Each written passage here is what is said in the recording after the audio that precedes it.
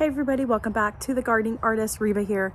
So I'm out here in the garden and I moved some plants around, and I had my sons help me move some of my heavy planters and got some new ones set up and all that good stuff. So anyways, let me show you what I'm thinking about doing this spring season. All right, you guys, so out here by my little greenhouse that I have set up, I have these 2 Keter pots here, and I had my sons help me move them today, and I moved all of the elderberries that were over here. I removed the rugs. I threw them over there. They're just haphazard.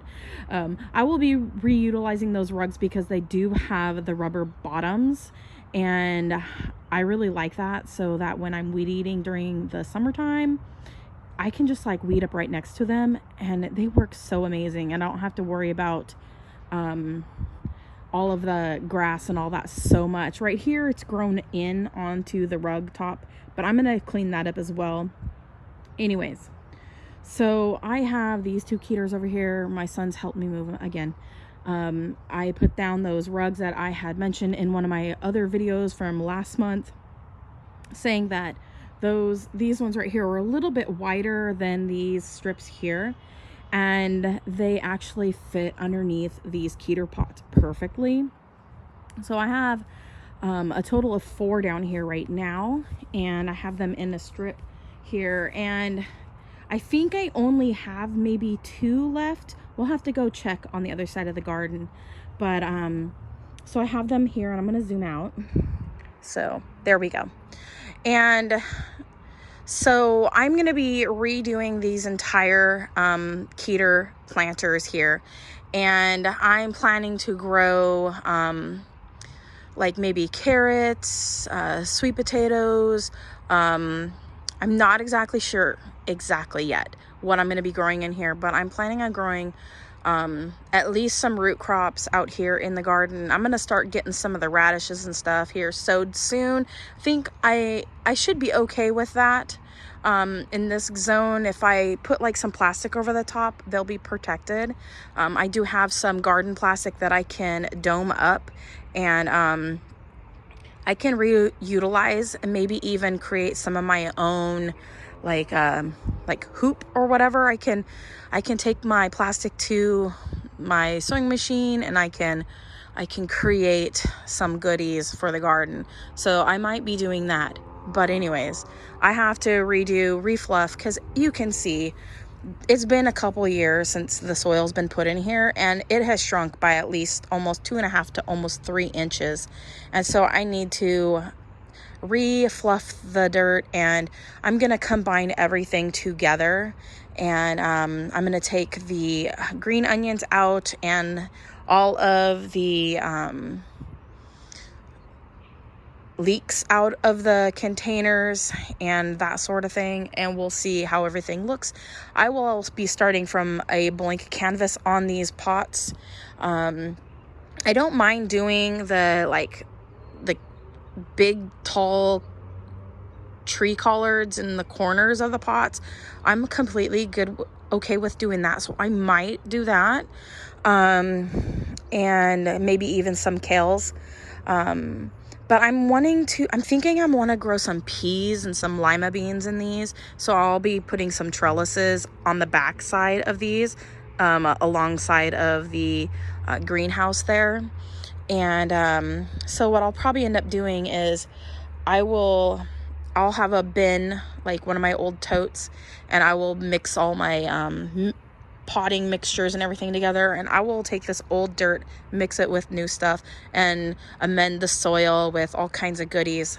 And then after everything's been refluffed, and I will distribute the soil throughout my pots that I have, and if I need more soil, I'll get some. I haven't bought new soil for almost, like, for my own gardening pots like this.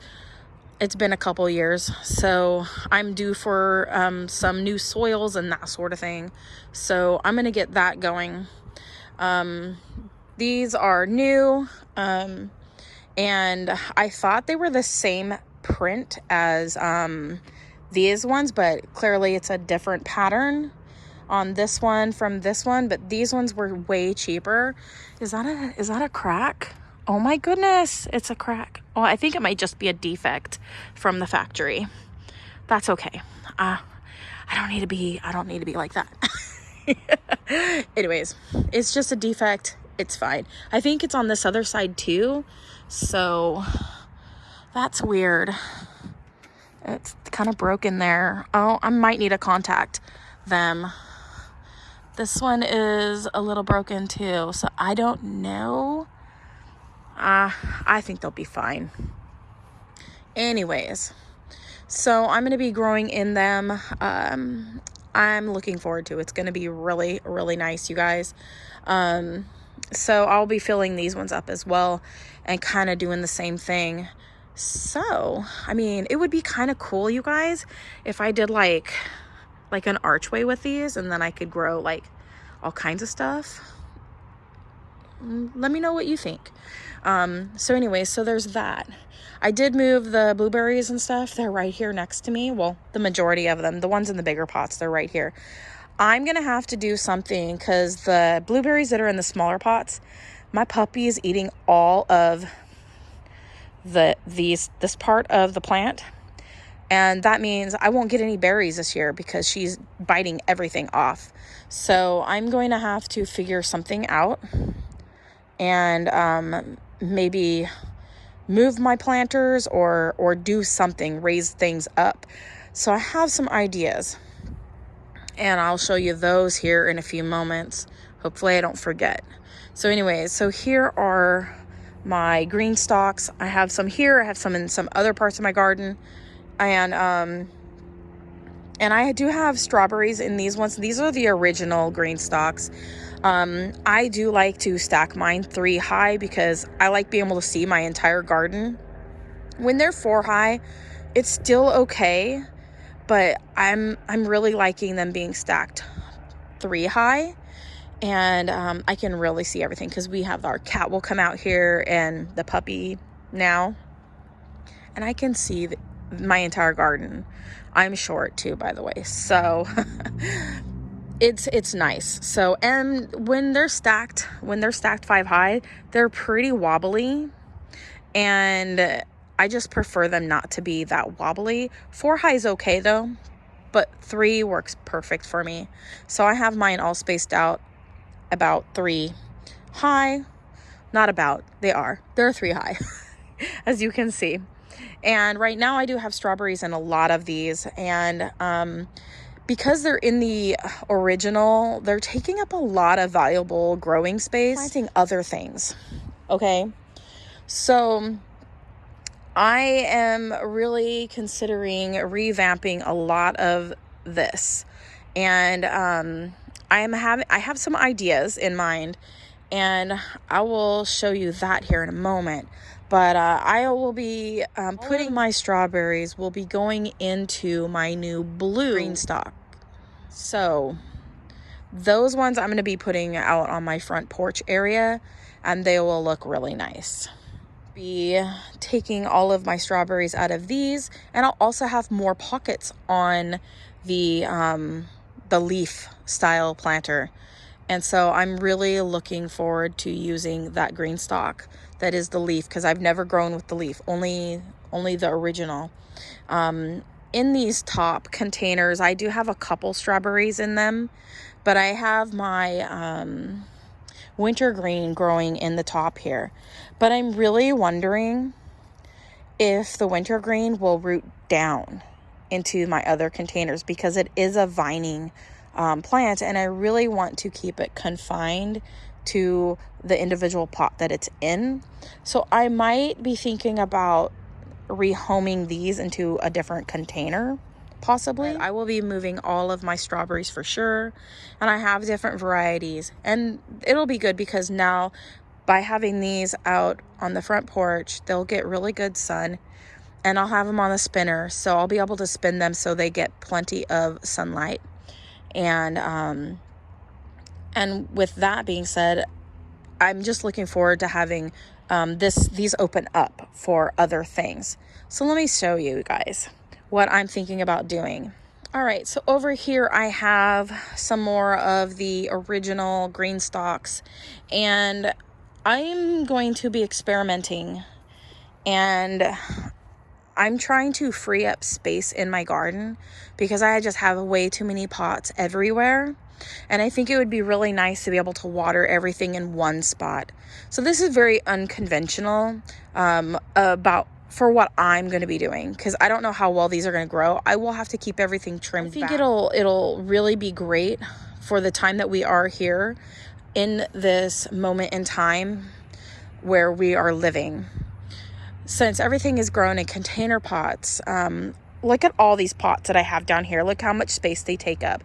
I mean, look out over here. Look at all the space that's being taken up by all these container pots. And look, I've got these right here, and there's not that much space being taken up.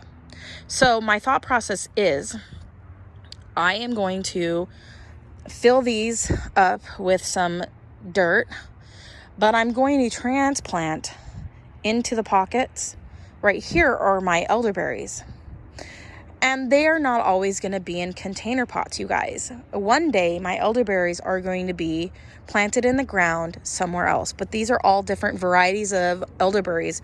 And one day, I am putting investments into my future here. One day, I will be selling these cuttings on my own website. And I don't have that website right now or anything like that. So, but one day I will be selling my own cuttings. And so I have my little collection of elderberries here, and I'm going to be planting them into the different pockets around here. Now, I think I might have too many elderberries for this one here, but that's quite all right. I can always put some more elderberries in one of these other spots. By doing this, you guys, I'm going to free up so much space in my garden for not having all of this. And then I can reuse the pots for anything that I want. And then I'm only having to water one source, and I'm standing in one spot when I'm watering, and I get to give my plants even more attention because they'll all be in one spot. So for me, I'm going to give this a shot. I'm going to keep them trimmed back and keep them looking nice, but I think they'll look really pretty once they all fill out. So you guys will let me know in the comments down below what you think about that idea. I know it's not conventional and it's not something that most people grow or how most people grow, but I do want to keep my elderberries all planted together. The soil around the elderberries tends to have some sort of toxin in it because elderberries are poisonous. And so before I've planted strawberries in with my elderberry, when I had them in a bigger pot, and you guys, my strawberries started to die. And once I moved them out of the pot away from the elderberry, they started to live again. So that makes me think that there's something that emits from the roots even of the elderberry, because they are deer resistant and rabbit resistant. So they are poisonous to wildlife and that sort of thing. Not birds. I think birds are fine with eating the berries. But I want to keep my elderberries, if I'm planting them, I want to keep them with species. So I won't be planting anything else, you guys, into the same container that the elderberries are going to be planted in. So I will be rearranging all of these, and it goes all the way around, you guys. So I've only been showing you this one side right here, and it goes all the way around. My dog is biting my pant leg. All right, it goes all the way around. So I was just kind of placing them near the leaflets and seeing, how many I'm going to have to use another one over here for some of my elderberries, which is completely fine. My other thought process is, for these two planters here, the majority of the leaflets that I have that I'm going to be using, you guys, I'm going to be putting the gooseberries and currants. And currants and gooseberries tend to be susceptible to aphids. Every year the aphids get in here and they destroy all the fruit and the leaves off of my gooseberries and that sort of thing. So I'm planning to do a marigold and then a gooseberry, a marigold and a gooseberry. And do the same thing with this one here too. I'm pretty sure I'm going to have to use the bottom section for some elderberries here, but the rest of them I'm going to plant in the currants and the gooseberries. And then if I can, maybe if I don't do every other, I'll do like do one here and one on the other side, and then use 2 pockets. So 4 pockets for the gooseberries and 4 pockets for the currants. So I just have to like figure out what exactly I have in my collection here. I do have a variety of currants in this one pot right here, which is not taking up a lot of space, but like my brain, non-diagnosed autistic person here, but I'm pretty sure I have it. But here's the thing, my brain wants everything to be separated in its own little cubby hole. You know what I'm saying? So that's what I'm thinking about doing. And then, oh, my baby, she's so tired. She's so cold. Are you cold, baby? Hi, sweetheart. Oh, you're so precious. We'll go in soon. All right. So, you guys, this is how it's looking.